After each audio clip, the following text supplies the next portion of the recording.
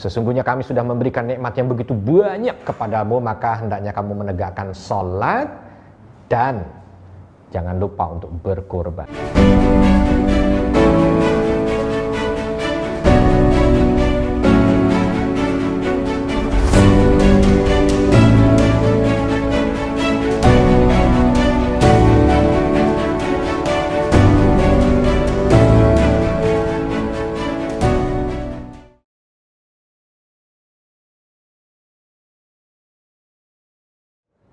Assalamualaikum warahmatullahi wabarakatuh. Alhamdulillah wassalatu wassalamu ala rasulillah. Sahabat yang dicintai Allah, kita ini sudah mendekat dengan Idul Adha ya. Nah, ketika Idul Adha ada satu ibadah yang Allah Subhanahu wa taala syariatkan kepada kita. Dalam surah Al-Kautsar, Allah Subhanahu wa taala menyampaikan dalam firman-Nya, A'udzubillahi minasyaitonirrajim. Bismillahirrahmanirrahim. Inna a'tainakal kautsar fashalli lirabbika wanhar.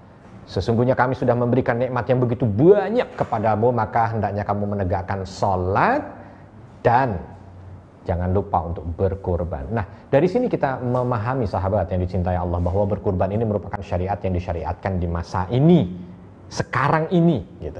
Nah, kadang-kadang ada pertanyaan nih, Ustadz, saya mau korban tapi saya belum akikah. Kira-kira gimana nih? Sah nggak korban saya? Atau mana yang harus saya dahulukan, akikah atau korban? Nah, begini sahabat, kita harus mendudukkannya sesuai dengan porsi dulu. Akikah adalah ibadah yang Allah Subhanahu wa taala syariatkan bagi bayi yang baru lahir. Apa itu dia? Kambing. Kalau laki-laki 2 kambing, kalau perempuan 1 kambing. Itu dilaksanakan di hari ke-7. Di hari ke-7 ketika bayi itu lahir, maka orang tuanya memberi nama, orang tuanya mencukur rambut, lalu dihitung dengan berat perak, disedekahkan, dan orang tuanya juga mengakikahkan. Ya. Nah, kalau kurban itu adalah ibadah sama, menyembelih hewan dilaksanakan di hari raya Idul Adha atau 3 hari tasyrik setelahnya. Nah, kalau ada pertanyaan, mana yang harus saya dahulukan, Ustaz? Berkurban atau akikah? Nah, saya ingin mendudukkan, kalau akikahnya itu untuk anak kita, contoh misalkan anak kita lahir, hari ke-7-nya hari tasyrik. Kita hanya mampu untuk akikah, nggak mampu untuk kurban. Anak kita kembar 3, laki-laki, coba bayangin tuh, 3 berarti kali 2, 6 kambing. Kalau mau ditambah lagi dengan kurban, nggak cukup duitnya. Nah, kalau begini ceritanya, dahulukan akikah. Kenapa? Karena memang juga bersamaan dengan waktunya. Dan waktunya terbatas. Kalau kurban insya Allah tahun-tahun berikutnya masih ada. Nah, kalau sekarang kondisinya lain. Ini bukan anak saya, Ustadz. Saya belum akikah. Karena orang tua saya dulu nggak mampu mungkin, jadi tidak diakikahkan sampai beliau meninggal. Sampai sekarang saya belum akikah. Nah, saya mau akikah atau kurban? Nah, kalau ini pertanyaannya begitu pada diri kita yang sudah lewat, udah bukan 7 hari lagi kita jadi bayi ini, udah hampir tinggal, bukan 7 hari lagi baru lahir, tapi tinggal sisa 7 hari lagi. Ya, ini usianya udah begitu lanjut gitu ya. Gimana yang model begini? Ya, kalau yang begini sudah lewat. Kenapa? Karena akikah itu adalah kewajiban orang tua, bukan kita sebagai anak. Waktunya juga terbatas.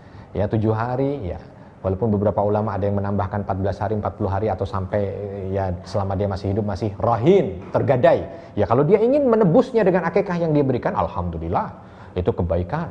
Tapi kalaupun tidak, sebenarnya kewajibannya ada pada orang tua. Jadi kalau posisinya seperti ini, silahkan berkurban untuk hari raya Idul Adha atau di hari tasyriknya. Tapi intinya berkurban lebih didahulukan. Kenapa? Karena berkurban waktunya pendek, hanya 4 hari.